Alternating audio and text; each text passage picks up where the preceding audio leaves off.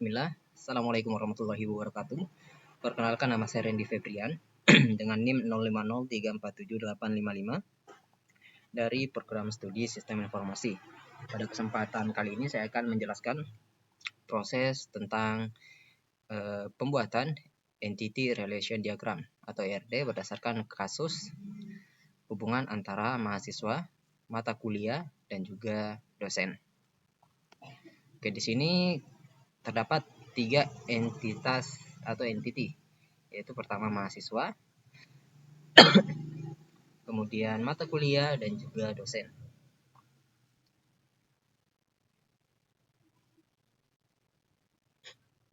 Langkah pertama adalah saya akan membuat entitas mahasiswa. Entitas ini mempresentasikan setiap mahasiswa yang terdaftar di perguruan tinggi.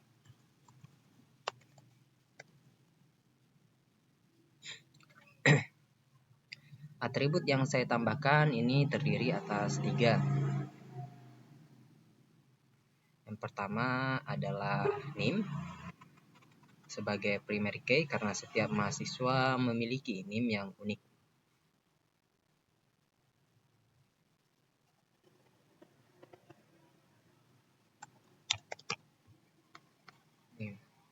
Kemudian yang kedua adalah nama mahasiswa, dan yang ketiga adalah prodi. Di mana prodi ini untuk menyimpan informasi, di mana nama dan prodi ini adalah nama dan prodi ini digunakan untuk menyimpan informasi program studi yang diambil mahasiswa. Kemudian entitas yang kedua adalah mata kuliah.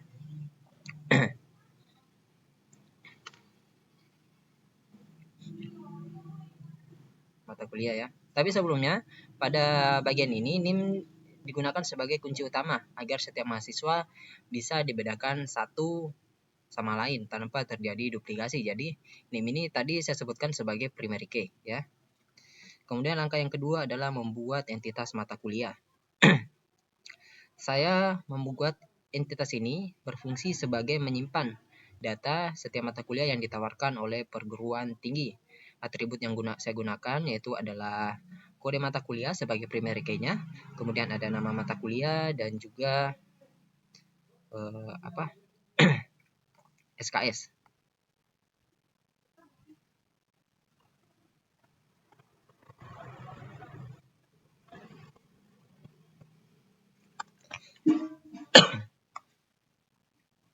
Kode mata kuliah di sini tadi saya sampaikan sebagai primary key. Kemudian ada yang kedua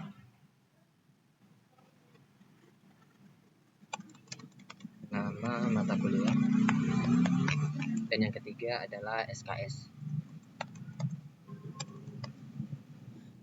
Kode mata kuliah ini saya jadikan sebagai kunci utama karena setiap mata kuliah pasti punya kode yang unik dan berbeda dari mata kuliah lainnya. Seperti ambil saya contoh pada mata kuliah basis data ini.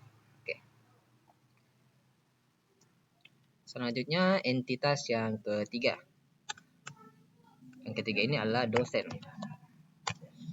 Dosen sama, saya menggunakan 3 atribut.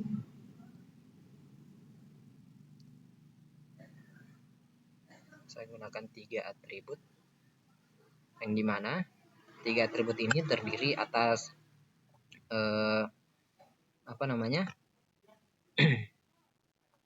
NIDN sebagai primary key, lalu nama dosen, kemudian jabatan. NIDN.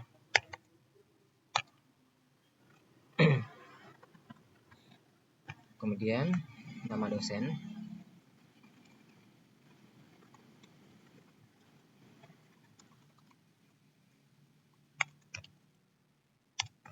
dan yang terakhir adalah jabatan.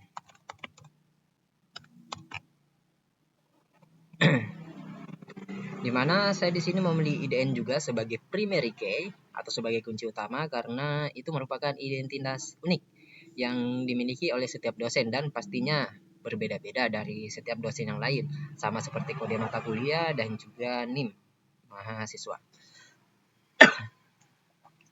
Dan langkah yang keempat, di sini untuk menghubungkan mata kuliah dan mahasiswa, kita memerlukan entitas tambahan, yaitu berupa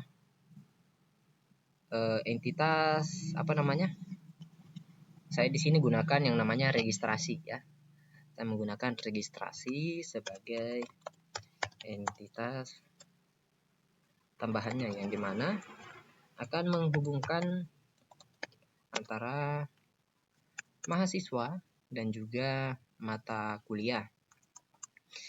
Entitas ini seperti yang saya katakan tadi ya, sebagai penghubung antara mahasiswa dan mata kuliah. Alasannya karena satu mahasiswa bisa saja mengambil banyak mata kuliah dan satu mata kuliah bisa diambil oleh banyak mahasiswa.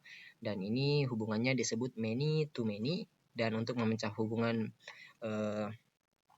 ini menjadi dua hubungan, kita perlu entitas penghubung dalam hal ini yaitu registrasi many to many. Atribut yang digunakan di sini kita pakai 3 juga, yaitu adalah NIM, kode mata kuliah, dan nilai. Kedua atribut 3 ya. Kedua atribut NIM dan kode mata kuliah saya jadikan composite primary key karena kombinasi keduanya bisa membedakan setiap data registrasi.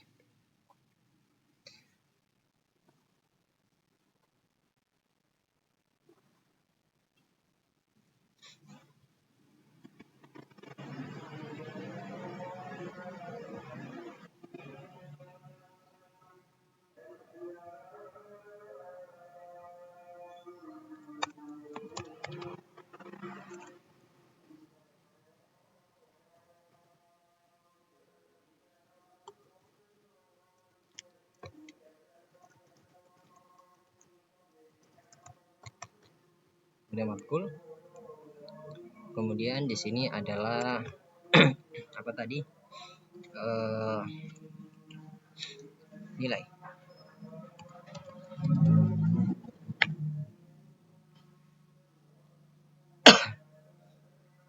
Kedua atribut ini, NIM dan kode mata kuliah, seperti yang saya katakan, saya jadikan sebagai composite primary key karena kombinasi keduanya bisa membedakan setiap data dan data registrasi. Selanjutnya adalah saya membuat relasi antara mahasiswa dan registrasi dengan mahasiswa dan registrasi dengan nama meregistrasi.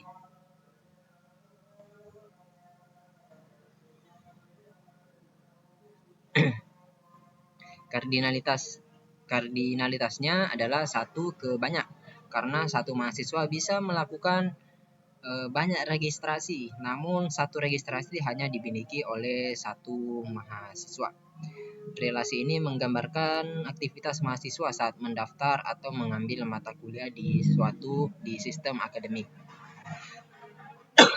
Selanjutnya saya akan membuat relasi antara mata kuliah dan registrasi dengan nama mata kuliah dengan registrasi dengan nama diregistrasi ya. Diregistrasi.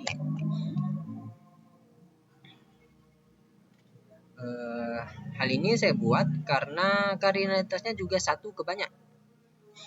1 ke banyak karena satu mata kuliah bisa diregistrasikan oleh banyak mahasiswa, sedangkan satu registrasi hanya berlaku untuk satu mata kuliah tertentu saja. Relasi ini menunjukkan bahwa setiap registrasi pasti berhubungan dengan satu mata kuliah yang diambil mahasiswa.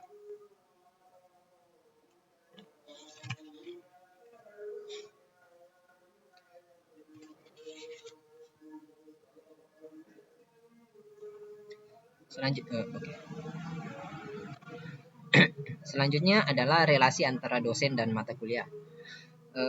Relasi antara dosen mata kuliah ini dengan saya mengambil nama mengajar ya. Saya ambil nama mengajar.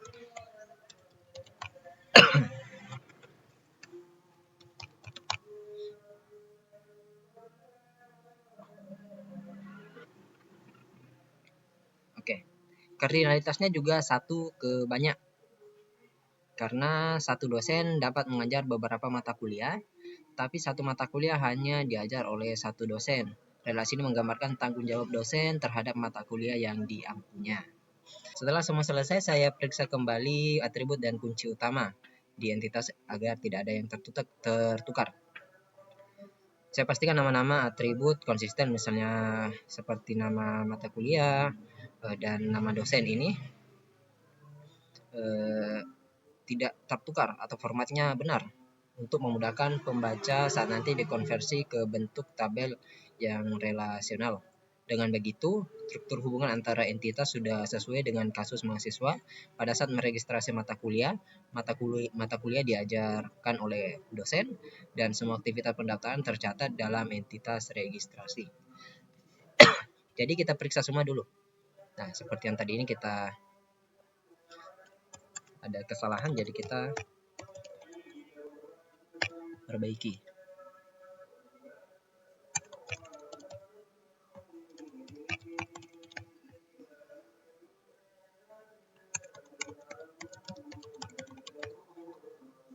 Kemudian kita perhatikan kembali, kita perhatikan lagi penghubungnya atau relationnya, seperti tanda-tanda atau di mana bagian-bagian ini juga penting sekali kita untuk perhatikan ya teman-teman. Misalnya bagian registrasi.